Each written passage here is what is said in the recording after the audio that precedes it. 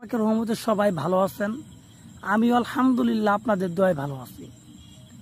তো প্রিয় ভিউয়ার্স, আজকে আবারও আপনাদের মাঝে একটা বশীকরণ তাবিজ নিয়ে আলোচনা করব।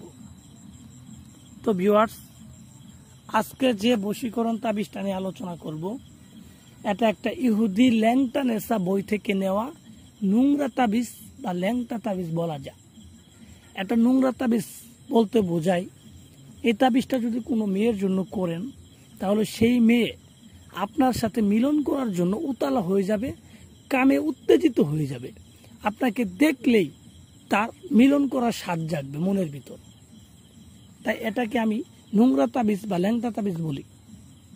আর এই তাবিজগুলা সম্পূর্ণ কুফরি না জায়েজ কাজ। এটা কোনো ইসলামিক শরীয়ত ভিতরে নাই, সম্পূর্ণ ইসলামিক শরীয়তের বাইরে কুফরি একটা কাজ, মারাত্মক ধরনের কুফরি। যারা কোনো একজন মেয়েকে বিয়ে করতে চান বা কারো একটা মেয়ের সাথে রিলেশন করতে চান, কিন্তু মেয়ে রাজি না, তো তার জন্য যদি আপনি এই তাবিজটা করতে চান, ঠিক আছে, যদি আপনি করেন, তাহলে দেখবেন সেই মেয়ে আপনাকে দেখলেই আপনার সাথে মিলন করার জন্য পাগল হয়ে যাবে, আপনাকে পাওয়ার জন্য তার মনের ভিতরে উতালা হয়ে যাবে।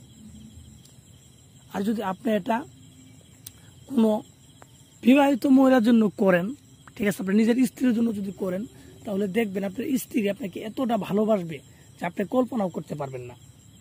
আপনার কথা ছাড়া সে ঘরের বাইরে যাবে না, সারাক্ষণ আপনার পিছে ঘুরঘুর করবে, আপনার কথা মতো চলবে, আপনার ইশারাতে তাকে চালাইতে পারবেন, ঠিক আছে। আর কামের কথা আমি কি বলবো, তাবিজটা করলেই মেয়ে আপনার সাথে মানে কাম করার জন্য, মিলন করার জন্য পাগল হয়ে যাবে, আপনার সাথে সহবাস করার জন্য উতালা হয়ে যাবে। এরকম একটা তাবিজ। তো ভিউয়ার্স, যারা কুফরি তাবিজ করতে চান, আমি বারবার বলছি, যারা কুফরি তাবিজ করতে চান তারাই এই তাবিজটা করবেন। কারণ আমার দায়িত্ব হচ্ছে বলার, তা আমি বলছি এটা একটা কুফরি তাবিজ। যারা কুফরি কাজ করেন তারা এই তাবিজটা করতে পারেন কোনো একটা মেয়েকে বশ করার জন্য। কাজ হবে 100%, কাজ মিস হবে না, কিন্তু তাবিজ কুফরি। তো যারা করতে চান তারা আমার কথাগুলো শুনেন কিভাবে আপনারা করবেন, ঠিক আছে। আর যারা আমার সাথে যোগাযোগ করতে চান, শুধুমাত্র এই নাম্বার আমার সাথে যোগাযোগ করতে পারেন।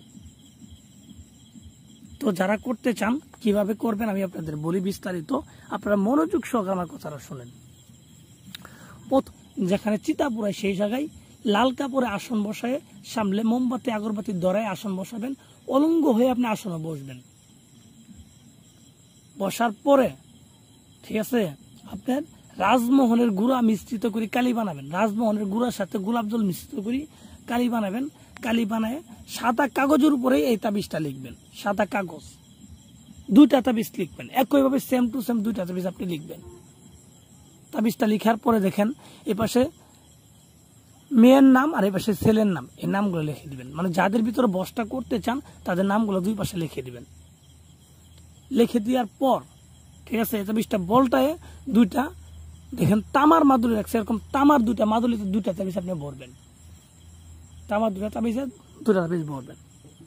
ভরার পর একটা তাবিজ আপনি কি করবেন, একটা তাবিজ যেখানে মেয়েদের প্রস্রাবখানা আছে, যে মেয়েদের যেখানে মেয়েরা প্রস্রাব করে, যে কোনো মেয়ে প্রস্রাব করে, সেই প্রস্রাবখানায় একটা তাবিজ আপনি আসবেন, ওই জায়গায় রেখে দিবেন। কেউ যদি দেখে কোনো সমস্যা নাই, দেখলে কোনো সমস্যা, যেখানে প্রস্রাব করে আর কি, মানুষ নোংরামে কাজ করে, মেয়ে বিশেষ করে মেয়েরা বেশি প্রস্রাব করে যে জায়গায়, ঠিক আছে, মেয়েদের বিশেষ করে মেয়েদের টয়লেট, লেডিস টয়লেটে ফেলায় রাখবেন একটা তাবিজ। ফেলার পরে আরেকটা তাবিজ আপনার কাছে থাকবে। সেই তাবিজটা যদি সম্ভব হয় তাহলে মেয়ের বাড়ির আশেপাশে যে কোনো জায়গায় দাফন করে দিবেন। আর যদি সম্ভব না হয় তাহলে যে কোনো একটা কালো ছাগল, কালো মাদি ছাগলের গলায় বেঁধে দিবেন, ঠিক আছে। এবং বাঁধবেন, যে দেখবেন যেন তাবিজটা ছাগলের মাত্র 3 দিন হলেও বহন করে।